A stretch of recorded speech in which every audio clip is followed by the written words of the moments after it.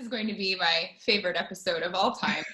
Of all time, my BFF, Markazi.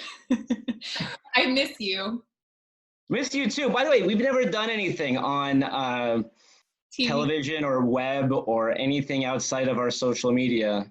This is outside of your social media. This is like on YouTube. This is like on your official YouTube channel. So this is now. Okay. Subscribe. I think the button is right here to subscribe. I think it could be here. Yeah. All right. Nice. Okay. Well, this will be interesting. Explain to people how we became friends. I don't think people know. Okay. Should I tell a story? Or do you want to tell a story? No, you can tell it. All right. 2012, right? When you were first here in Los Angeles working for KCBS, KCAL, local television here in Los Angeles, Anaheim.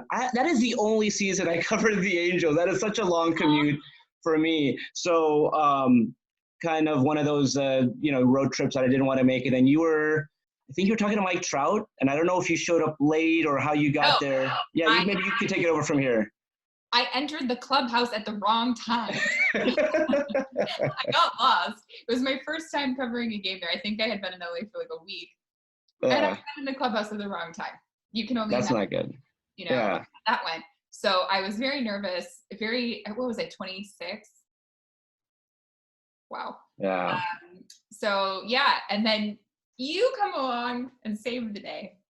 But you know what? Baseball is one of those sports where there's a lot of like downtime. So like once the clubhouse closes, you have time. And then so you told me where you're from and like how you covered the Patriots. And then I was like, oh yeah, the Celtics. I remember like they had like a blonde team reporter, but I didn't, I would cover them during like the finals. So, we never really crossed paths up until that moment. But then, we've been friends ever since. Parents' love aside. That's right. That's right.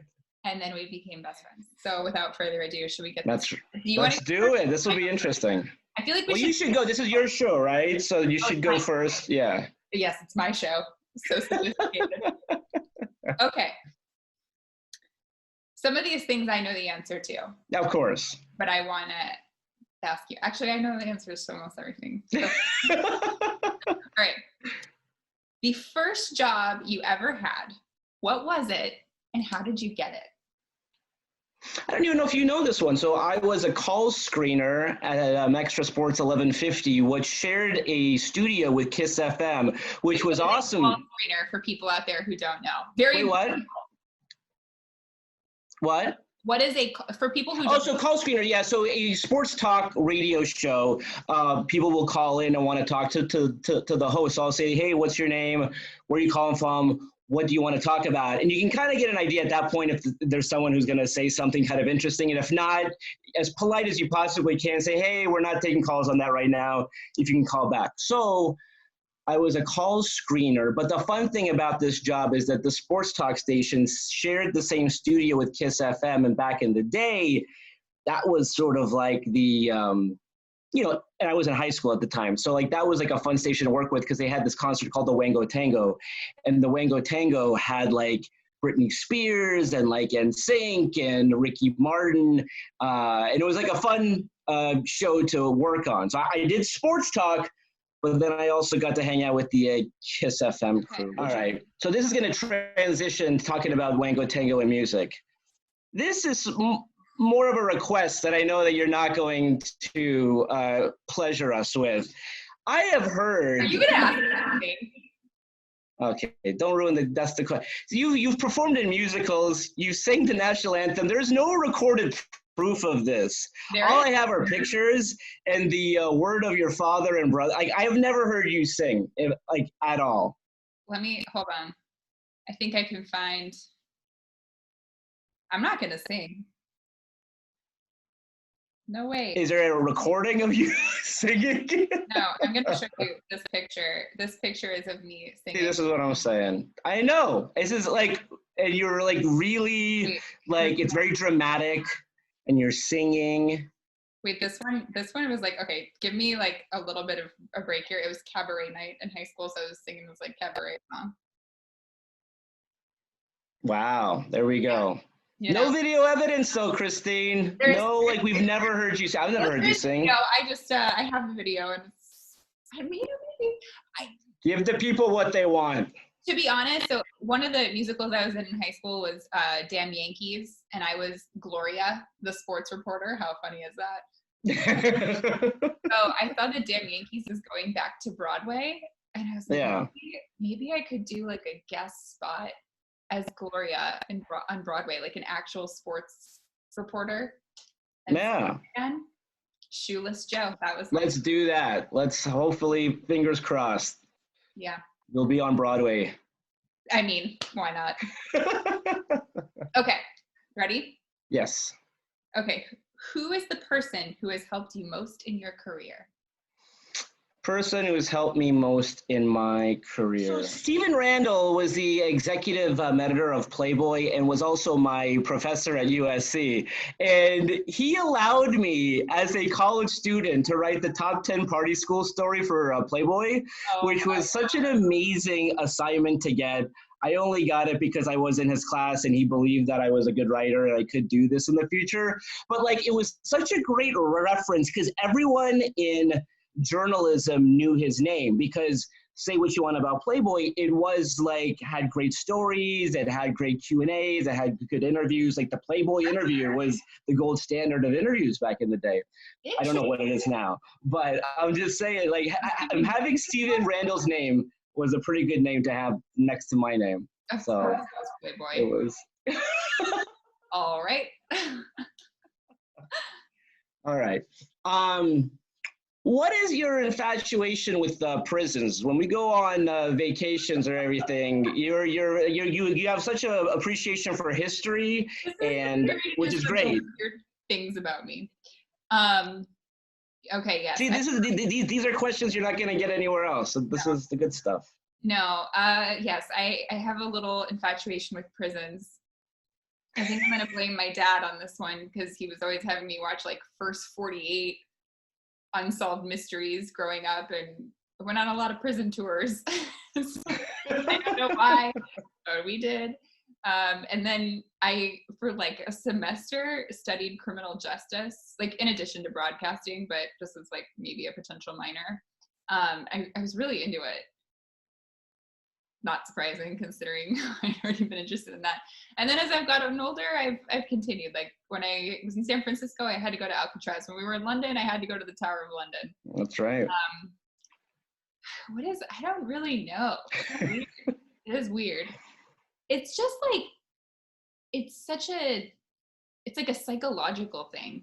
Like being in prison, or like who gets there, who goes there, why, yeah. What led them to this? How do they get through it? It's I don't know. It's an interesting psychological thing for me, I guess. I don't know. Yeah. I thought that was interesting. Yeah, well, when we were in London, I really wanted to go to the Tower of London because it's like morbid, but they have the crown jewels there, and it's one of the most iconic places in London. But also, it's like where Queen Anne was beheaded. And she was beheaded for suspicion of cheating. And meanwhile, her husband, King Henry VIII, was cheating like crazy. And I thought that was quite critical that he could just behead his wife. So it's like history too. Yeah. I like seeing historical thing. I'm a nerd, you know. I know you. I'm a serious nerd. Not I am. That's right. Then I came home and I watched the entire what is it called? I watched all the shows, all the episodes of The Tudors. Oh, nice. And I watched the other book. So good stuff to watch if you need something to binge on. Okay. I started career heavy and then moved to personal. You're just going straight personal. I'm all over the map here. Yeah. Okay. The best job you ever had? I think it might be right now. I mean, when I was growing up in Los Angeles, I dreamt of being a sports columnist with the Los Angeles Times. Jim Murray was like my favorite. I would get the paper every morning, want to read what he had to say. So really, like tomorrow morning, I have a column in there. Like to see like my picture in there, Like, again, like, I don't know how many people still get the print edition, but I still get it, and I still think it's pretty cool. And so to be a part of that newspaper, I think is fantastic. And to get to fulfill your dream at this point in my life, you know, again, like everyone's like, why would you leave like ESPN? Like, I love ESPN. ESPN was fantastic. I was there for like 9+ years. But when I had the chance to see my dream through, and again, when I was a kid, like that was my dream, to be a sports columnist with the Los Angeles Times. So yeah, it's right now. I got my dream job right now. So a lot of people will associate you with the Herd. You know, you were on the Herd with Colin Cowherd. What was that experience like? And at the end of the day, another situation where you chose to leave for another opportunity. Was that hard, and what led to that decision? Oh, Arash. I said, hey, let me go after you.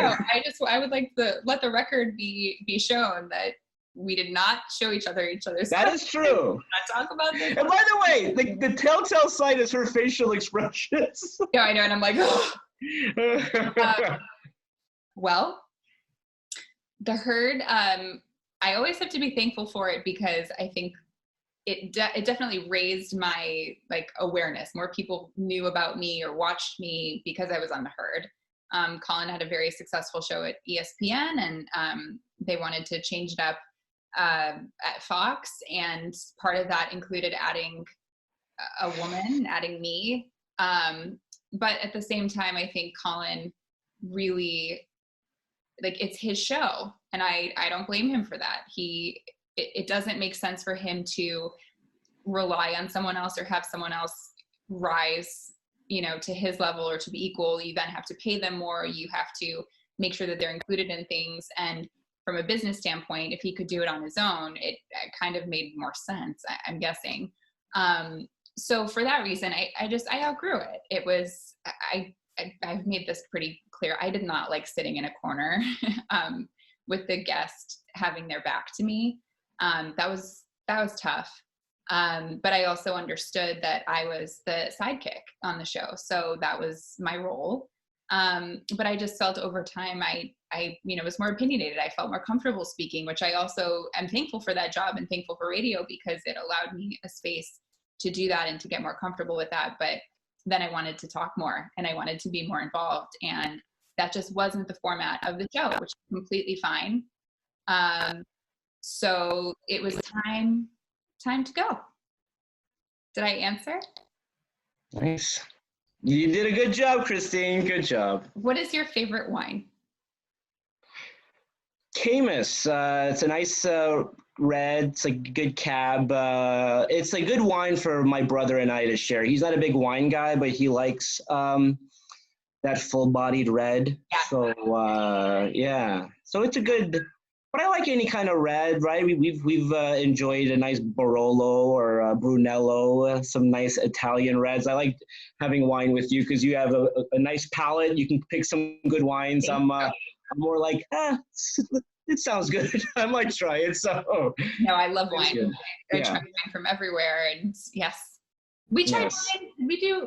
I think we did a little wine tasting in London, right? Yeah. Maybe more champagne, but we'll have to do like the wine tasting at some point. We've done it at my house. Future. That's right, exactly. How would you describe the incident with LeVar Ball, and are you surprised that it spawned into what it was? You know, and by the way, it did seem like post that the way he treated other people, it was viewed in a different light than yours. I guess now that you look back on it, how do you view that moment? And in reflecting, like, you know, with Molly's situation on, I think a lot of people have had similar moments with him. So how do you look back on that? Yeah. It's you know, that time of my life, I really haven't spoken much about it, and I will at some point, like all the other things that were kind of going on at the time.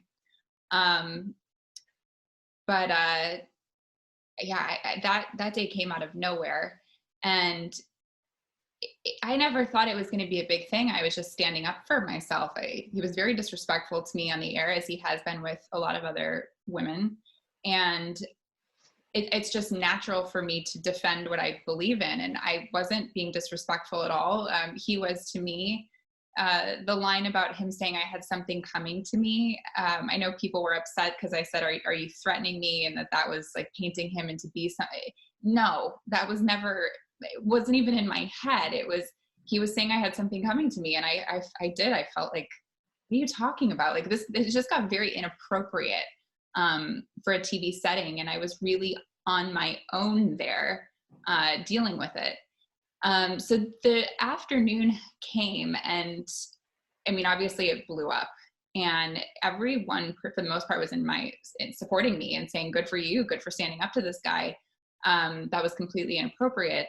And then the next day in the morning is when Charlemagne on the Breakfast Club did something and said that white women like me are the reason that, you know, Black men are killed, and compared it to Emmett Till. And it crushed me, because not what he said, it was more, it crushed me because, listen, I've dated white guys, I've dated Black guys.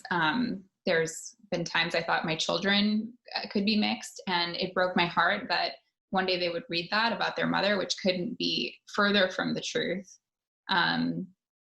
I can't even look at people like that's just not me. You know me. It's just not. And so to have someone say that without knowing who I am or anything about me, and to put that serious of a label on it. And unfortunately I got lots of death threats, and the things that were written to family members of mine are just disgusting and sick. And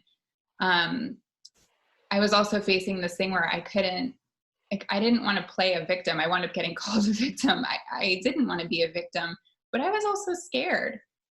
This was a major national thing, and the people at Fox were allowed to continue talking about it. And there was no real plan in place for how we were going to deal with it. And, you know, the next day I didn't want to talk about it much more on the air. I know Colin was getting a lot of criticism for how he handled it. So he wanted to kind of defend his reasoning for kind of letting me handle the thing by myself. I just felt like it was perpetuating something that behind the scenes had become a lot more serious. It was bad. I was out shooting Ninja Warrior 2, and they felt at times it wasn't safe for me to not be protected by police, armed police. And that's just like, I like outside of my hotel room, you know, and that wasn't my decision. That was something that was decided for me. And that just automatically puts a level of fear on you. So, and then just also knowing that people were looking at me in a way and making assumptions off of things that they had heard without really knowing who I am or what I stand for, or even having watched the full interaction for itself. A lot of people just look at little clips, and I just knew that talking about it more wasn't going to do any good. And, you know, the t-shirt thing happened where he made the t-shirts, and I quickly made a decision, even though everyone else advised me not to do it, to have people instead donate that money to a charity that supports all girls, all women, for being independent and strong and having a mind. And so I did that, and that kind of helped me feel a little better, like I was at least taking some of this into a positive direction while I couldn't really speak out about it. And then obviously I left the herd to go do my show, and it was not long after that LeVar was invited back with open arms back onto the other shows, which I don't think that was a coincidence. And I think we were together, I think, when the thing happened with Molly Karam. Mm-hmm. And immediately ESPN made the decision to not have him be on ESPN anymore. And people were very supportive of Molly, which I was really happy to see. What he was doing with her was completely inappropriate. What he did with me was completely inappropriate. Did it hurt that I didn't have that same support? Yeah, from the network or from just people in general. I just think it got blown into something that it really wasn't. And sometimes silence is just better. So this is another part of the book I'll write a lot about, but Yeah, it's unfortunate.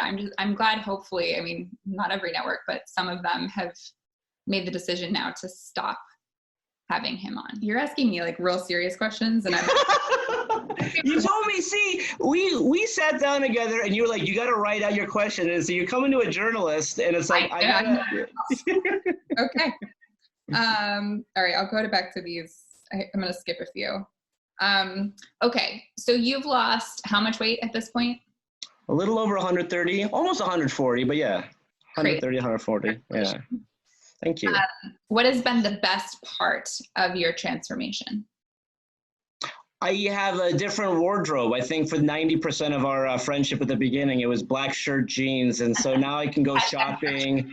We went shopping. Sorry, you helped me shop for clothes. And so I think that is a big thing that I can, that is, I mean, people don't realize when you're 328 pounds, like there's not a lot of things that can fit you. And if it does fit you, like you kind of stick with that. And so the fact that I can go to like a Macy's or any kind of store and pick out a shirt and get a large, I don't need to get a triple XL. I mean, it's those little things that I never, like, I just didn't want it. I wanted to do it for like my health.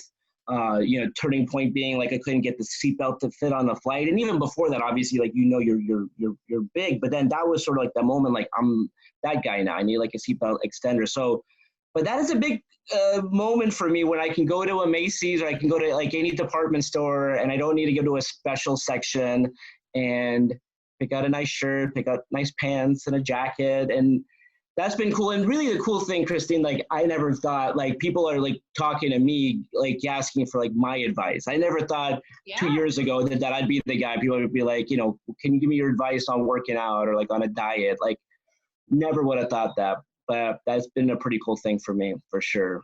Cool. Arnold Schwarzenegger too. Yes. Going back to some fun facts about you, very few of the people that I know as much about rap and hip hop as you. How did you get involved in that genre of music? Because here's the thing, Kristine, you like Broadway musicals, and you also are very up on the like whatever's happening in hip hop. So there's a lot of genres there. Tell me how a kid growing up in Chicago, how did you get your love for rap and hip hop? I always liked music. Okay. So not all music. I don't really. Not country. I was gonna say, what do you? But love music. Yeah. So my first CD that I ever bought was Gangsta's Paradise, Coolio, and I was so excited to buy it because you had to go to the store, and I had like my babysitting money, and I knew I was gonna buy Gangsta's Paradise, which is really funny, like thinking back on it. But then I remember being in school and like I couldn't wait to go home and listen to my CD, but it had that little like explicit content label in the corner. So my parents said I couldn't listen to it around my little brothers. So I had to like listen to it with my big CD player in my room. But that was just the best. I also, when I was just home recently, I was going through my CD collection and I had Lil Jon Crunk Juice also. I don't know what's going on. So I always liked rap. I just always did. Some of my favorite concert experiences have been rap concerts. I just, sometimes it's just nice to have a little rap music. Love it. I wish we could get rid of all of the way they talk about women. Sure, right. Rap, I'm not loving.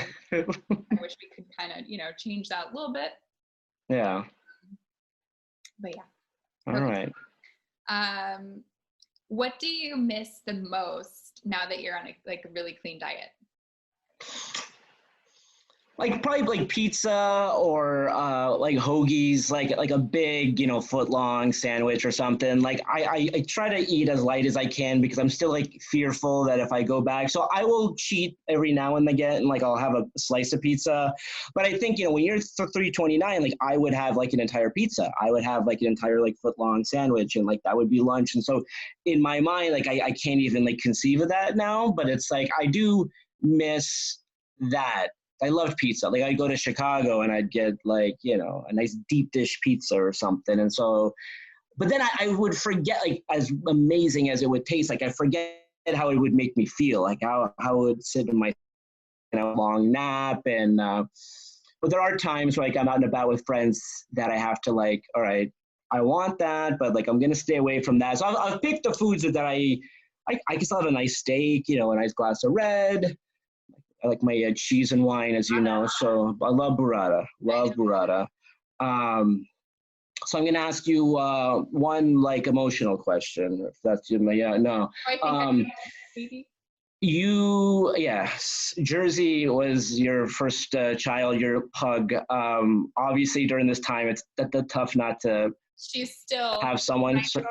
There you go. Probably hard to pick one, so maybe it wouldn't be one thing. But what do you miss most about Jersey? Everything.